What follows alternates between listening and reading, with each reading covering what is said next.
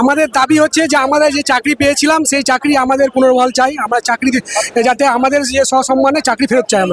আমার রাজ্য সরকার এবং এসএসসির কাছে দাবি যে আমাদের যোগ্য অযোগ্যের লিস্ট করে সুপ্রিম কোর্টে জমা দিক এবং স্পেশাল রিভিউ পিটিশনে যাক। এসএসসি একটা যোগ্য লিস্ট অযোগ্য লিস্ট করে সেটা কোর্টে জমা করে। আমরা যোগ্যরা কি ধর্ষক? আমাদের কোনো প্রমাণ হয়েছে? নমস্কার, ইনস্টা খবরে আপনাদের সকলকে স্বাগত জানাই। আমি তনুকা। এই মুহূর্তে আমি উপস্থিত আছি নেতাজি ইন্ডোর স্টেডিয়ামের বাইরে এবং গত সপ্তাহে যে 2026-এর 26,000 প্রার্থী বাতিল হয়েছে সেই বিষয়ে মুখ্যমন্ত্রী আগামী 7ই এপ্রিল সেই চাকরি হারাদের ডেকেছিলেন। তো সেই বিষয়ে আজকে সকাল থেকেই শুরু হয়ে গেছে বিভিন্ন বচসা।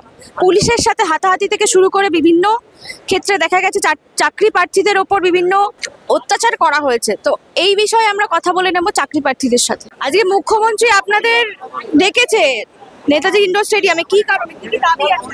আমাদের দাবি হচ্ছে যে আমরা যে চাকরি পেয়েছিলাম সেই চাকরি আমাদের পুনর্বহাল চাই। আমরা চাকরি যাতে আমাদের যে সসম্মানে চাকরি ফেরত চাই। আমরা এটাই আমাদের মেন দাবি আর কি। কি বলছেন? আমি যোগ্য আমরা পুলিশকে বলে ঢুকতে দিল না। যার যোগ্য সবাই ঢুকতে গেল। কিছু বাইরে দুষ্কৃতি কিছু মানে চক্রান্ত করার জন্য, আমাদের এই সভাটাকে নষ্ট করে দেওয়ার জন্য কিছু চক্রান্ত অযোগ্যরা কিছু বিশৃঙ্খলা সৃষ্টি করেছে। তার জন্য কিছু অযোগ্যকে মানে পুলিশ তারা মানে বাইরে বের করে দিয়েছে। পাশের একটা বিষয় শুনছি, পাস ছাড়া ঢুকতে দিচ্ছে না। হ্যাঁ, পাস যেহেতু একটা সীমিত সংখ্যক পাস, যেহেতু আমাদের যোগ্য ক্যান্ডিডেট 18 থেকে 19,000 প্লাস আছে, তার জন্য সবাইকে পাস দেওয়া সম্ভব নয়। সেইখান থেকেই একটা পাস নিয়ে একটা বিভ্রান্তি সৃষ্টি হয়েছে। তাতে না ঢুকতে সবাই যে পারবে সেটা কোনো কথা নয়। সেখানে বাইরে থেকেও সে মুখ্যমন্ত্রীর কথা সে মানে যারা ঢুকেছে তাদের কাছ থেকেও সে জানতে পারবে যে আমাদের কি প্রতিশ্রুতি মুখ্যমন্ত্রী দিয়েছে। সেই প্রতিশ্রুতি ওয়াইজ আমরা আমাদের যে আন্দোলন বা আমাদের যে যৌথভাবে যে আমরা প্রতিবাদ জানাবো সেই ব্যবস্থা আমরা নিয়ে ফেলেছি। আমাদের মুখ্যমন্ত্রীকে দাবি যে আমরা যে চাকরি করতাম সেই চাকরি যাতে আমাদের সসম্মানে আমাদের চাকরি যেন ফেরত পাই আমরা। এবং যোগ্য এবং আমার রাজ্য সরকার এবং এসএসসির কাছে দাবি যে আমাদের যোগ্য অযোগ্যের লিস্ট করে সুপ্রিম কোর্টে জমা দিক এবং স্পেশাল রিভিউ পিটিশনে যাক। তাহলে আমাদের যোগ্যদের অবশ্যই চাকরিটা ফেরত আসবে। আমার বাড়ি মেদিনীপুর, পূর্ব মেদিনীপুর।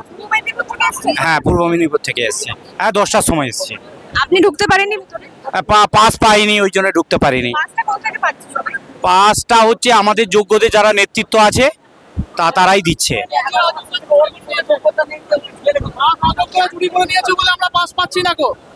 আজকে সকাল অযোগ্যরা চুরি করে পাস নিয়ে চলে গেছে, তার জন্য আমরা পাস পাচ্ছি না।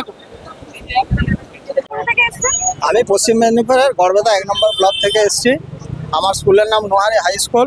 আমি 2016 সালে পরীক্ষা দিয়েছিলাম, একজন যোগ্য ক্যান্ডিডেট। আমার সাবজেক্ট হচ্ছে ফিজিক্যাল সায়েন্স। আমার নাম বিকাশ রানী। স্কুল বললেন আপনি? নোহারি হাই স্কুল, গড়বেতা 1 নম্বর ব্লক। কি বলছেন? 2019 সালে আমি জয়েন করেছি। আজকে যে মুখ্যমন্ত্রী আপনাদের ডেকেছে, কি জন্য ডেকেছে? মুখ্যমন্ত্রী ডেকেছেন কি আমাদের কথা শুনবে, কি বলবেন তিনি এখন বলেছেন। তো আপনাদের কি দাবি আছে মুখ্যমন্ত্রীর কাছে? আমাদের দাবি যে আমাদেরকে, আমরা যেহেতু যোগ্য ক্যান্ডিডেট, আমাদের নামে কোনো অভিযোগ নেই, তাহলে এসএসসি একটা যোগ্য লিস্ট অযোগ্য লিস্ট করে সেটা কোর্টে জমা করুক। আর এসএসসির কাছে তারা যে বলছে মিরর ইমেজ নেই, তারা এরা বদমাইশি করছে। তাদের কাছে মিরর ইমেজ আছে আমাদের বিশ্বাস, কারণ 2014 সালে আপার প্রাইমারি তাদের মিরর ইমেজ রয়ে গেল, আমাদের 2016 সালে মিরর ইমেজ পাওয়া গেল। তার সেই সব মিরর ইমেজকে পাবলিশ করে সেটা কোর্টের কাছে তারা পেশ করুক, দিয়ে প্যানেলকে রিফ্রেশ করুক। সেইখানে যারা অযোগ্য তারা বাদ চলে যাবে, যারা যোগ্য সেখানে তারা থাকবে। আচ্ছা, এই যে কোর্টের যে রায়, এই রায় আপনারা না, এই রায় আমরা কি করে খুশি হব? ভারতবর্ষের সর্বোচ্চ ইনভেস্টিগেশন এজেন্সি সিবিআই। না, আবার কেন পরীক্ষা দিতে যাব? আমি আবার কেন পরীক্ষা দিতে যাব? ভারতবর্ষের সর্বোচ্চ ইনভেস্টিগেশন এজেন্সি হচ্ছে সিবিআই। তারা তদন্ত করে কতজন অযোগ্য সেটা তারা বলে দিচ্ছে করতে। তাহলে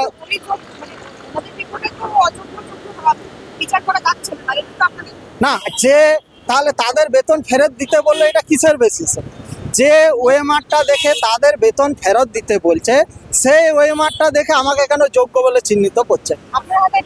এইটা আমার ওয়েমার, আমি পরীক্ষা দিচ্ছিলাম।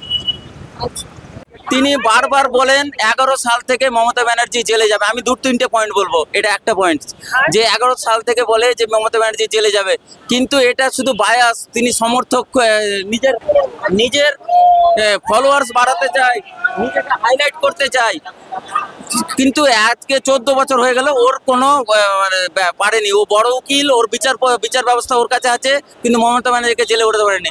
আমরা চাই যে মমতা ব্যানার্জি জেলে ঢোকাক, কিন্তু পারবে না, ওটা মিথ্যা এক রটাই এবং তার ফলোয়ার্স বাড়াতে চাই। দ্বিতীয় পয়েন্ট বলি, ও এর আগের বঙ্গ টিভিতে একটা ইন্টারভিউ, পরশু দিনের একটা ইন্টারভিউ বলছে যে যোগ্যদের পরিবার তো রাস্তায় নেমে বসে পড়লো, তারা কি করবে, তারা কি অন্যায় করেছিল। তিনি বলছেন যে আসামি ধর্ষণের আসামিও তো পরিবার থাকে, ছেলে মেয়ে থাকে, তাহলে ধর্ষণের আসামিকে কি জেল থেকে ছেড়ে দেওয়া হবে?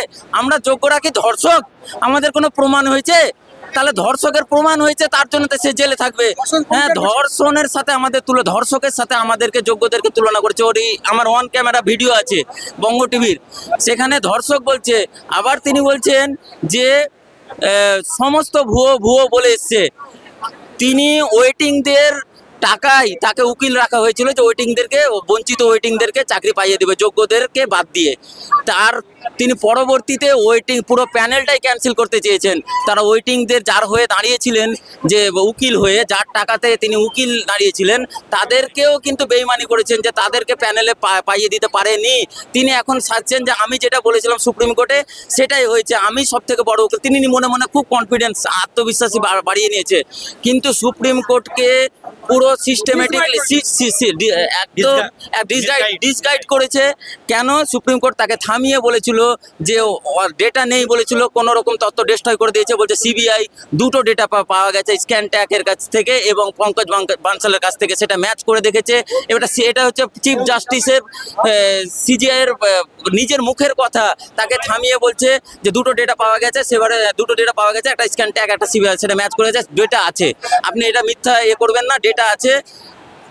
আপনারা দেখলেন, আমরা একাধিক চাকরি প্রার্থীদের সাথে কথা বলে জানতে পারলাম তাদের একটাই দাবি যে তাদের চাকরি ফেরত চাই এবং তারা যোগ্য।